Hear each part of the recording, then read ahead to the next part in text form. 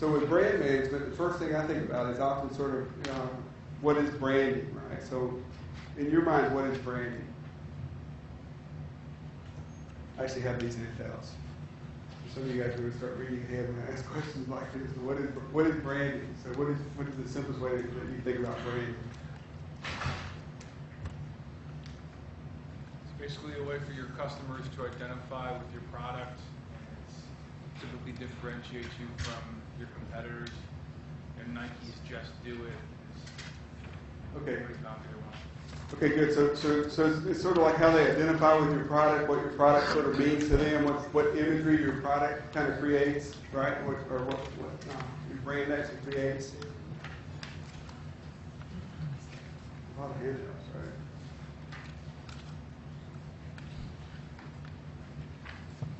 So when I think about it, I think much more cognitively about branding than I do emotionally, although emotions will become a big part of what influences decision making. Okay, so these are some basic definitions of branding. This is kind of a set of definitions. So brands kind of, this is sort of more formal definitions, a name, term, symbol, signs, anything that sort of helps you identify or distinguish one seller from another seller. And we're going to talk some about global brands, right? Marketing sort of according to this idea of being kind of known around the world with sort of one brand. And then we'll talk some about sort of local branding. So a lot of this is sort of like customization versus standardization. So all the stuff that you get in terms of benefits out of standardization or customization, the pros and cons of those are the same ways to think a lot about branding and the whole global versus local decision, right? So here are some brands that sort of are very strategic, right? So branding, of course, is very strategic in its approach, right? So Starbucks is a brand, right? So Starbucks sort of has its brand. What does the Starbucks brand say to you guys? Does it say anything? Good coffee. Good coffee? Low-end coffee? No. Right, that kind of coffee? No, she's not saying. They're kidding. I love the stuff. Okay, so branding has kind of got all this high-end sort of, it's got a lot of things that are about the different associations. So Starbucks says more than just a coffee. What else does it say? It's like it could be an experience. It's an experience, right? So you got sort of the whole experience. So you got some. What do you expect out of a Starbucks when you go in? Friendly baristas. You expect what? Friendly baristas. Okay, friendly baristas. With good memory. With a good memory. Sometimes they have a good memory, right? They started writing your name on cups, right? Are they doing that now? Still, right? So a lot of them sort of write names on cups. What else do you think about? What else do you expect when you walk in? Fast service. Lots of options. Lots of options, fast service. So all of these are sort of things that Starbucks has tried to create. What if you went into a Starbucks in Seattle versus a Starbucks in Washington, D.C.? Same sort of thing, right? So what if you buy a Big Mac in Washington, D.C. or a Big Mac in Munich? Same thing, right? See, this is sort of similar.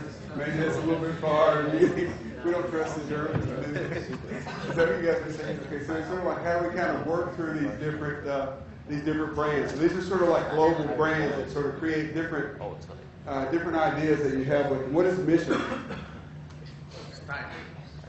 What's Michelin's brand? Safe tires. Safe tires. Okay, so how did they create the safe tires brand? Babies. Babies. What about babies? I think that's correct. What do they do with babies? They put the babies in the tires, right? So they sort of show that there's a lot of riding on your tires. Very good. Okay, so let's say I'm at a Caribbean beach, right? Beautiful beach. The whole place is, like a Caribbean postcard. You see the beach, you see the sand. Beautiful day, beautiful sun, blue skies, right? I reach over to get a beer. Corona. It's a Corona. right? It has to be a Corona, right? If it's not a Corona, how do I feel?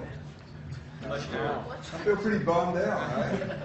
Okay, so why do I feel bummed out? How did Corona do that? With those commercials. Because I feel like that's what's supposed to be there, right? I feel like it's supposed to be a Corona that's there, right? So this is sort of, is that in the name of Corona? How did they achieve that? Branding. See, so this is sort of what I'm getting at. It's a lot of times these associations are sort of just created over time, right? And they may or may not be sort of, they may or may not be directly tied to the name, but it's sort of creating those different cognitive associations. So, so let's say I can't make it to the Caribbean beach. Let's say it's, let's say it's 30 degrees or 25 degrees outside in Cleveland. It's early March, right? Somewhere around early March time frame. This one, if I was back in Miami or in Scottsdale, the weather would be breaking and stuff like that. But we've got like 14 inches of snow on the ground. I'm sitting in my family room. I'm thinking about Miami. Beautiful beaches in Miami. I reach over to grab a beer. What beer do I drink? It's a Corona.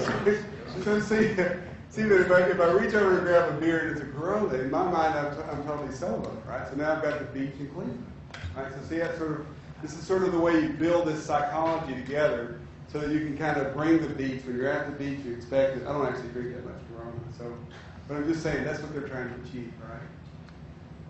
I'm a Guinness guy. Okay, so this is brand knowledge. Okay, so brand knowledge is when you think about branding. I said most of this is cognitive, right? So there are kind of two things that you want to think about, two components. Brand knowledge is sort of what drives a lot of this brand equity. There are two components to brand equity. One is awareness, right? I have to sort of be aware of the brand before it sort of creates any knowledge. And then I have to have an image, right? So this image is the second component. And the image is basically all these things we're talking about in terms of the cognitive associations. So this is sort of like the full model of brand equity. So Kevin Keller is kind of the guy who's most famous for sort of doing a lot of work in brand management in the past 20 years or so. But if you just focus mostly on these two, brand awareness and brand image, that's a lot of what this stuff sort of breaks down to at this stage. And the brand image is just all these different cognitive associations. So when I think of one thing, I think of the Caribbean beach, right? I have some tie from that Caribbean beach to great weather, great sunshine, great times, and then somehow somebody plugs Corona in there. See, these are sort of the different associations. So the image that Corona has then also will kind of create those different associations that go out. So Corona itself will create the image of, when it's working, it should create the image of the great beach, the great sun, the great times, all those types of things. So those are the different associations on the image side that they're trying to create. So awareness has recognition and recall. So recognition is basically a good way to think about a lot of this stuff is basically the way Kevin started thinking about branding. Kevin Keller, he basically started thinking about it from a guy named Mike. So dating Kevin as well here a little bit, right? So who is Mikey? Does anybody remember Mikey? Life cereal. Life cereal. Okay, great. So Mikey was Life cereal. So how do you associate Mikey with Life cereal? Mikey likes it. Mikey likes it. Okay, so Mikey was basically this kid who kind of shows up on television all the time, right? And Mikey is what's called a cue, right? He's a cognitive cue for Life cereal, right? So when we think Mikey, we think about Life cereal. So all these boys would be sitting at the table, 3 or 4 boys, maybe 10, 12 years old, something like that, right? But nobody wanted to try the healthy cereal. And so when they wanted to experiment with different cereals, they would pass it over to Mikey. And Mikey would try it, and Mikey would try Life cereal, and he liked Life cereal. Well, so Life wasn't getting any kind of effect. People loved the commercials, but they weren't getting any sort of effect out of the Mikey commercials for a while. So what did they have to do to sort of get that effect? They ended up getting the effect. But how did they do it, do you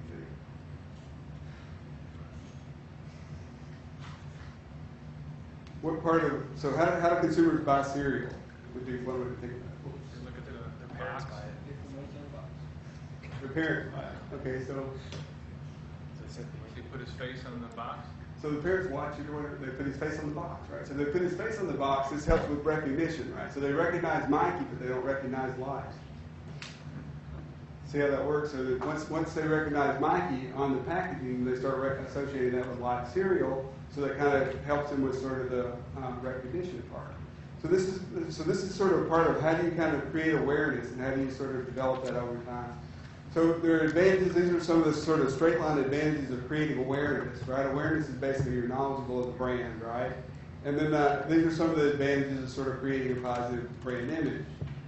What are the advantages basically? And if you're not reading the slides, what are the advantages of awareness and image? Why are we talking about this stuff? Anytime you see it, you think about some previous thing you saw. Yeah, you think about the previous time you saw it, and then what happens? What else comes out of that? You get the feelings of whatever happened the previous Well, ultimately, that's sort of what we're trying to get at. You're going to buy it, right? So ultimately, you sort of get at this idea you buy it, right? And so, what are sales? The top line again? Quantity, right? So we're creating quantity sort of through these decisions, right, that people make. So we're sort of saying, okay, we can increase quantity by sort of creating this effect that we need to have in each one of the stores in different outlets. So this is sort of brand equity. So brand equity in a nutshell is sort of like the differential effect of brand knowledge on the consumer's response to the brand. That's sort of the spec definition. But when I say it like that, it sort of sounds academic, right? But if I took like one of these bottles of water, can I borrow your bottle of water for just a second? You already know, Yeah. right? Okay, so if I took this bottle of water and I said, okay, this is the Aquafina brand, right? So the differential effect of the brand on the consumer's response, that's really what we're talking about, of the brand itself, right? If I just kind of took this and tore this label off, Go ahead. I'm not going to do it. you're not going to recycle it, right? Or if you You do, recycle it, but yeah. you are going to recycle it, but you're not going to reuse this particular. If I was actually capable of tearing this off, it may not be. Yeah, I'll work on that. I'll work on that. You keep talking, I'll get You have, to you have the nails. Mike. Yeah. If she breaks a nail, it's probably going to cost me. I'm probably going to need help from one of you guys to sort of repair that. I don't think I can afford it. Usually they come off. Oh, there we go. Oh, thank you very much. Mine just went off. Okay, this was Aquafina. Yep. Okay, so this is Aquafina. So the effect that it has of adding that label to it, which is all kind of wrinkled up now, that's sort of what the differential effect that the brand has on the consumer response, right? So how many of these would you buy versus the one that actually has the label on it? So that's sort of getting at the idea of brand equity. If I aggregate that up within the firm, and I'm sort of trying to come up with a financial definition of that. What is the financial definition of brand equity? It's basically the difference between the market capitalization value and the physical assets that the brand has, right? All the rest of that stuff is just intangible things. So like a company like P&G, that's the way they would define sort of the equity, the financial equity of their brand.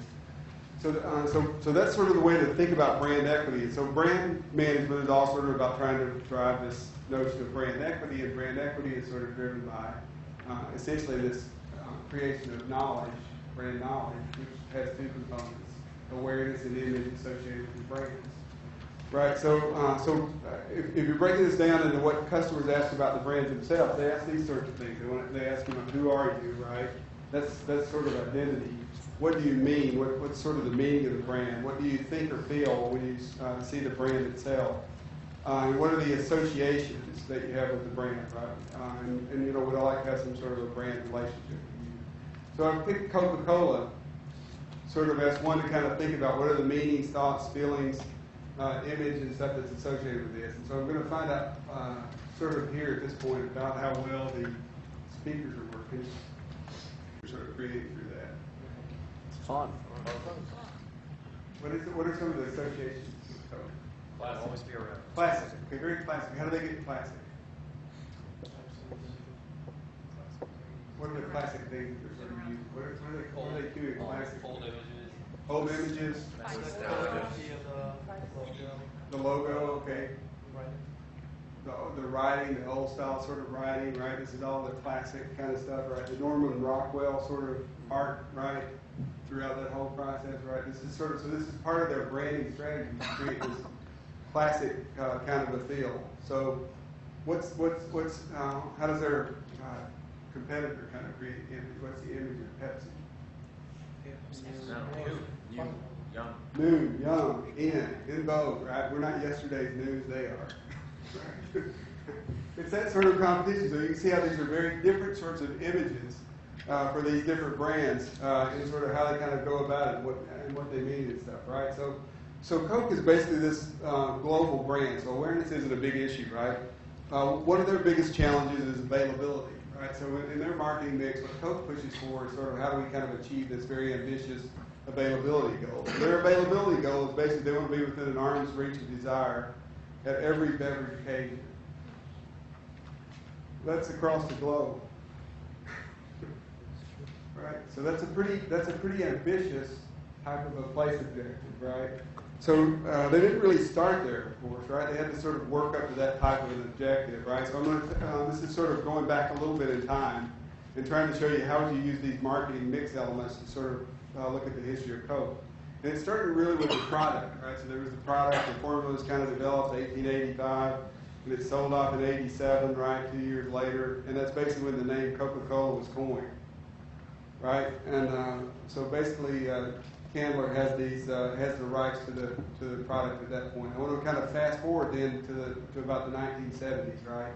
And this is sort of when Coke started becoming more ambitious globally, right? So they had a marketing executive named Bill Backer. So Backer's sort of looking at kind of the fit between product, place, and promotion, right? Trying to establish kind of Coke in that sense. So he basically thinks about Coke and he says it's not really just Coke. It's not just a liquid, it's a liquid refresher, right? But there's a tiny bit of commonality between all people. See, so that's sort of like how do I kind of find some commonality? How do I find this segment that might exist that kind of works in a universal way? And so that's sort of what he tries to tap into. How can I get something that's sort of common across the globe? And how can I kind of reflect that out so that I can make Coke more of a global brand? So he gets stuck, right? This is sort of the kind of things that help. Sometimes, unpredictable things help. Fog in London, that's not predictable, is it? It's predictable. But anyway, he gets stuck in London, right? And he's kind of thinking about how do I craft some lyrics for kind of this new promotion, right? He kind of starts with he comes up with this new campaign song, right? And this is sort of the campaign song. So how many of you guys have heard of this song? Not everybody's heard of this, right? So this is sort of an old time. This is the 70s, right? And he comes up with this idea, I'd like to buy the world of Coke. So this campaign sort of starts around the mid-70s. And the first thing that Coca-Cola does with this campaign is they take it, and hopefully you guys have sort of read through the words, they put it on the radio, right? So it shows up on the radio. And while it's on the radio, what do you guys think happens? It bombs, right? It bombs because why does it bomb?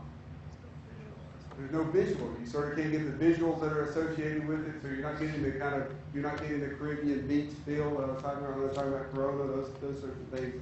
So Coke's not sort of getting that imagery. So then he goes in, he gets the company to sort of invest $250,000, which in 1971 was a lot, to develop a new TV promotion.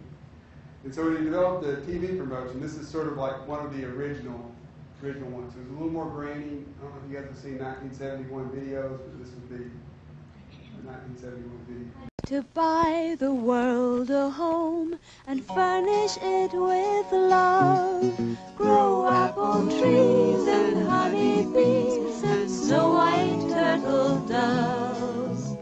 I like to teach the world to sing. Sing with me. Perfect harmony. Perfect harmony. I like to buy the world a Coke and keep it company. That's the real thing. I like to teach the world to sing in perfect harmony. Perfectly. And I'd like to buy the world a Coke and keep it company. It's the real thing.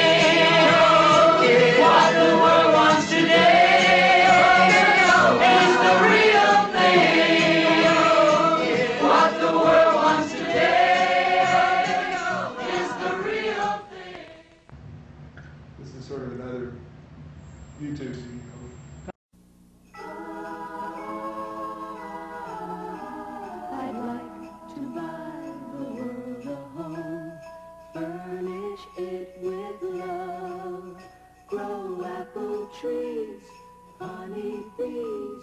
snow white turtle dove. I'd like to teach the world to sing in perfect harmony. I'd like to buy the world a coat and keep it company. That's the song I sing. I'd like to teach the world to sing in perfect harmony. I'd like to buy the world a coat and keep it company. That's the song I sing. I'd like to buy the world a coat to keep it company. Okay, so when you guys are driving home tonight, you'll hear this song again. You'll hear it in This is sort of part of the effect of a jingle, right? So jingles are often kind of designed to kind of get that effect where you hear this song over and over and over again, right? So who have you ever been exposed to this I'd like to buy the World of Coke campaign? Probably the night is good enough to kind of get it into your memory and sort of get it into your mind. Some companies sort of do house of brands, right? So Coke has sort of got a number of different brands, focused mostly on their core brand. So a house of brand strategy is sort of what Procter & Gamble does, right? So they don't market the Procter & Gamble, but they market sort of the brands within the house, right? And so each one of those brands sort of develops its own identity, its own sort of recognition, its own brand equity. And so a house of brand versus sort of a one brand strategy, what are the advantages and disadvantages of those two? Why would you do one versus the other? Diversification. Diversification, okay. So what's the advantage of diversification? Well, just like if you were one brand shop and something bad happened, like the car started on fire, and you're in trouble. At least with one of these, you can easily drop the brand, doesn't get associated with P&G as quickly, and you can move on to the next. Okay, that's basically it in a nutshell, right? So you don't spread it doesn't kind of spread the problem. If there are problems with the brand, what's the major drawback? I think you could get distracted. You would require a lot of resources. Okay, but good this resources. company might, depending on how small you are, you might have a hard time being good at any one of your products. Okay, so it's the economics of the resources. You sort of have to invest in establishing those associations with each one of those brands. So your resources for sort of establishing kind of goes up when you got to kind of advertise and market all those different brands. So if you have a new brand and you know that P&G is a good company, then you may trust them. It may not take you as much to market this new brand. So if you know that P&G is a good company and is a reliable and trustworthy company, and you have a new brand to sell you, then you maybe don't need to spend more on the marketing of that. Like SC and Johnson, they always say it's a family brand. Yes. So a lot of times that will play out more in the business markets, right? Like for them to get shelf space or something for a new brand that they're launching, retailers are sort of more willing to trust that whatever promotional effort they're going to put behind it might actually work, right? So you develop a reputation that can sort of play out over time. But in the mind of the consumer, this new brand is often something that they're not necessarily tagging with P&G, but it's a brand that sort of they want to establish and recreate whatever associations they would like to create with those. So as they go global, right, on house of brands, this is an example of Unilever sort of has a huge portfolio, right? That's a lot like P&G. So this is sort of a house of brands perspective from Unilever, right? So this is sort of the basic advantages of global branding and disadvantages of global branding. So what a lot of firms do is this last bullet point, right, which is they'll adapt sort of global brands to local market conditions, right? So this notion of think globally, act locally, or global, that sort of is kind of what drives a lot of things now. So they'll sort of try to adapt to a local area. So you can see this is thinking global on the Good Humor brand, but sort of acting locally to kind of develop what should the colors be in this country or this area. What's the language? How do we sort of do this local adaptation of the global brand?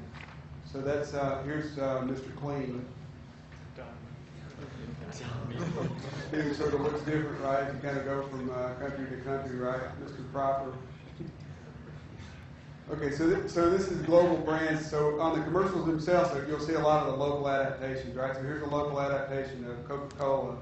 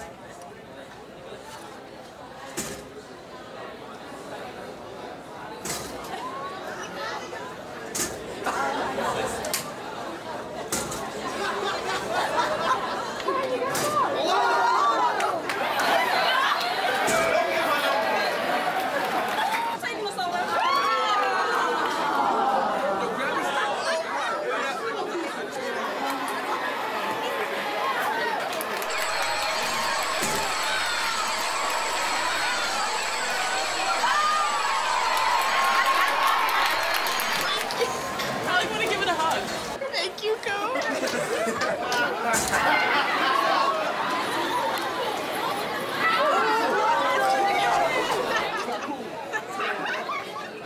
Oh, he got the glasses.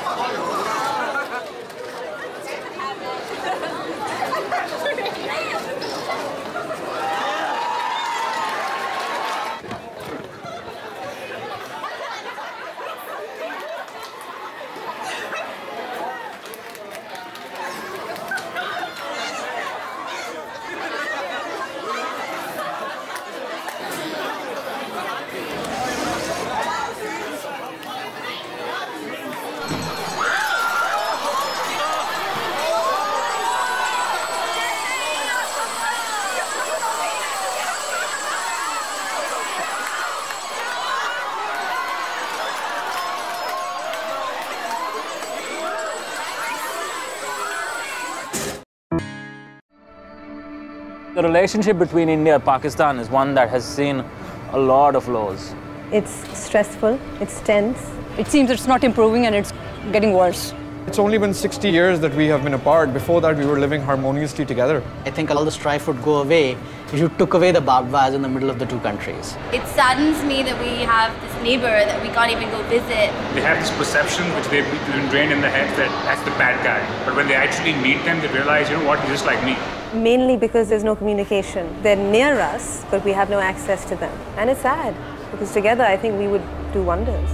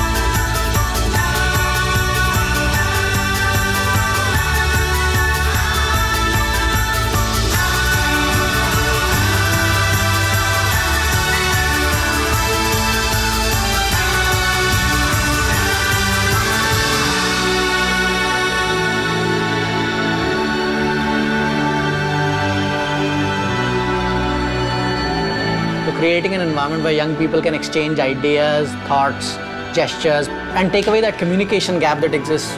If I have any opportunity to go to India, I'll surely go there. The whole idea of actually touching hands, it's like communicating with each other without words, and that action speaks louder than anything else.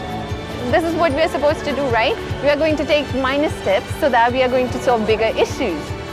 It is more about, how similar we are as opposed to how different we are. Togetherness, humanity, this is what we want. More and more exchange.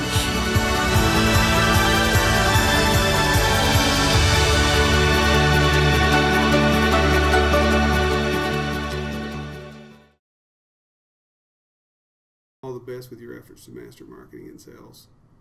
I'm Gary Hunter, and I hope you have a great day.